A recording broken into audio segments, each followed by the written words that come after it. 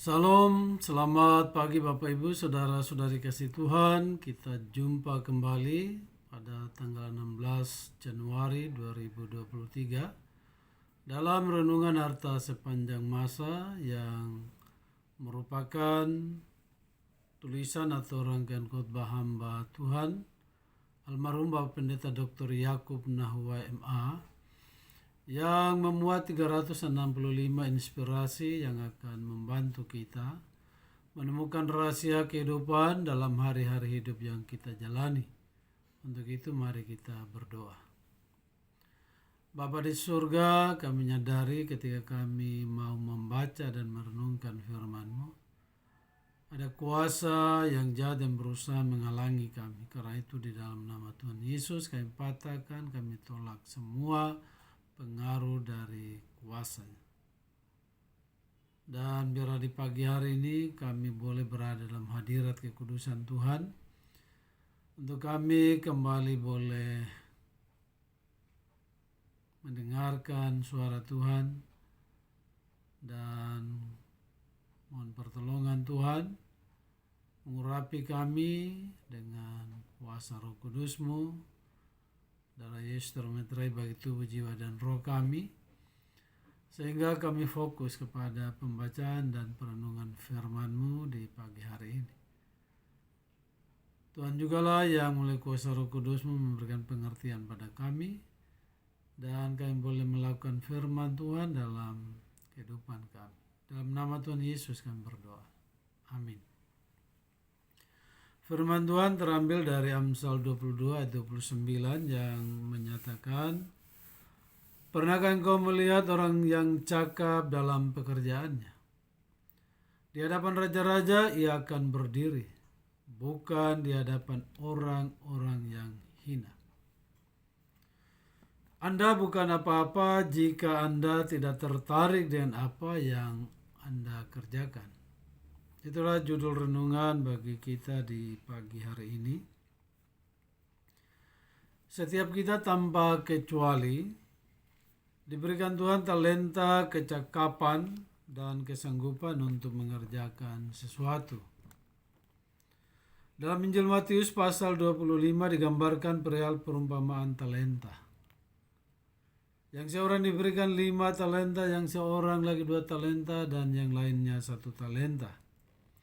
Masing-masing menurut kesanggupannya. Matius 25 ayat 15. Makna yang kita dapat dari perumpamaan ini adalah kesanggupan setiap kita berbeda. Kesanggupan kita adalah karunia-Nya. Ia yang menyuruh kita melakukan sesuatu, Ia juga yang memberikan kesanggupan untuk mengerjakannya. Karena itu karya yang kita hasilkan pun berbeda. Bukan kita tetapi Allah sumber segala perkara. Kata Alkitab, ya Tuhan, punya mula kebesaran dan kejayaan, kehormatan, kemasyhuran, dan keagungan.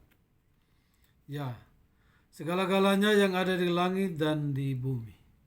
Ya Tuhan, punya mula kerajaan dan Engkaulah yang tertinggi, itu melebihi segala-galanya sebagai kepala.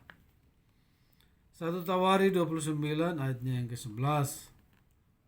Nah, segala kuasa, kemuliaan, dan kemasyhuran berada di tangan Allah. Karena itu tidak ada masalah bagi Allah untuk memberikan semua itu bagi orang yang berkenan kepadanya. Sekali lagi, Tuhan akan memberikan semuanya itu kepada orang yang berkenan kepadanya. Bukan saja Allah memiliki segala sesuatu yang diperlukan manusia untuk kepentingan tubuh, jiwa, dan roh, tetapi Allah juga memiliki rencana yang indah bagi manusia. Sebab aku ini mengetahui rancangan-rancangan apa yang ada padaku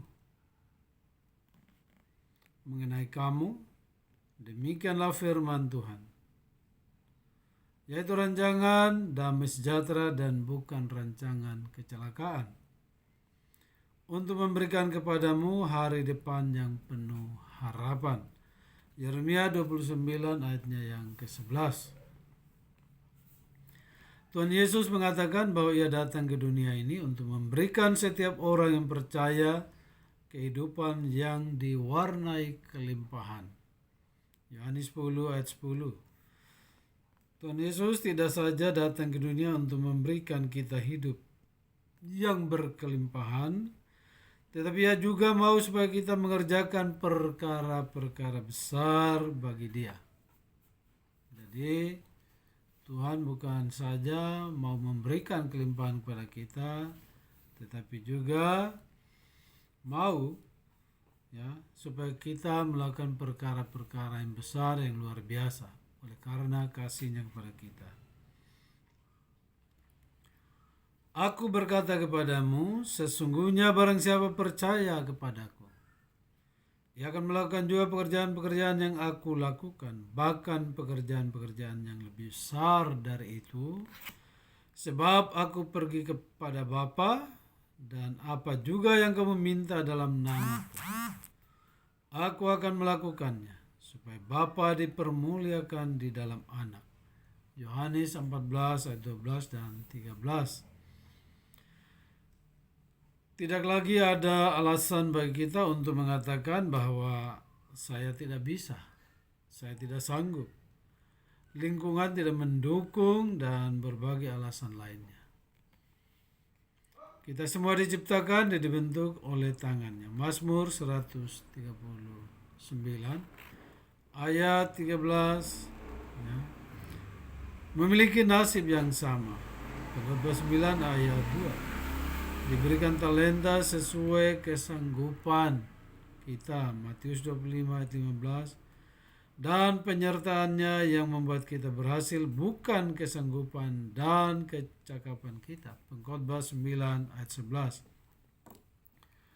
Lalu apa yang membuat kita dapat berkarya? Salah satu jawabannya adalah kita tidak tertarik dengan apa yang kita kerjakan. Jadi sekali lagi saya ulangi. Lalu apa yang membuat kita tidak dapat berkarya? Jadi salah satu jawaban, hanya salah satu, banyak sekali jawaban sebenarnya. Kita tidak tertarik dengan apa yang kita kerjakan. Jika Anda tidak senyum dalam pekerjaan Anda, saya kasihan dengan Anda. Pilih salah satu, bersemangat dengan apa yang Anda kerjakan, atau ganti pekerjaan sebelum terlambat. Demikian ungkapan James K. Van Vliet. Jadi kalau kita tidak suka dengan pekerjaan itu, jangan memaksakan diri.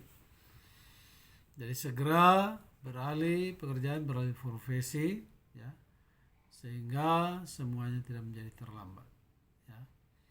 Jadi kerjakan apa yang berkenan di hati kita masing-masing, supaya kita jangan menjadikan waktu yang ada yang Tuhan berikan menjadi sia-sia karena kita tidak melakukan pekerjaan itu dengan maksimal. Jadi sekali lagi, kesanggupan setiap orang itu berbeda, dan kita itu bukan apa-apa jika kita tidak tertarik dengan apa yang kita kerjakan. Tuhan Yesus memberkati kita. Mari kita berdoa. Ya Bapa di surga, meteraikan firman-Mu, teguhkan firman-Mu dalam hati pikiran kami, agar kami sanggup melakukan apa yang sudah Tuhan karuniakan, anugerahkan kepada kami. Jangan kami menyanyiakan apa yang Tuhan berikan pada kami. Di dalam nama Tuhan Yesus kami berdoa. Amin.